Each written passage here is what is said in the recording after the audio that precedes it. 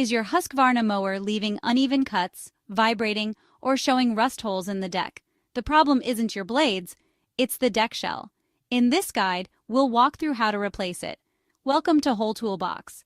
A mower deck shell can fail for a few reasons. Rust is the most common issue, especially when grass clippings and moisture collect underneath after mowing. Rocks, roots, or other hard objects can bend or crack the metal, and years of vibration slowly weaken it.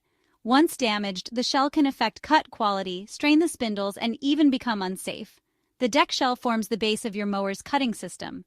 On this Husqvarna model, it's a 46-inch wide part, weighing about 53 pounds and measuring roughly 55 by 35 by 11 inches.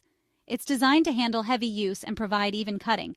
But when it's bent, cracked, or rusted through, replacing it is the only way to restore proper performance.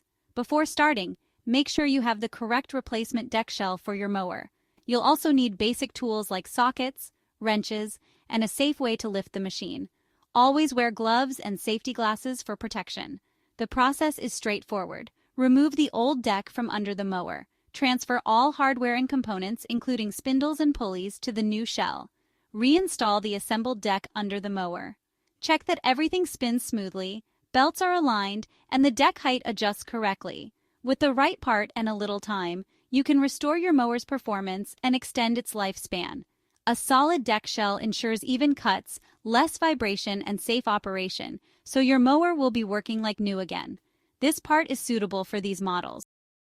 From tools to replacement parts, WholeToolBox has everything you need to keep your equipment running strong.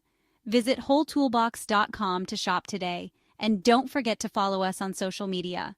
Thanks for watching.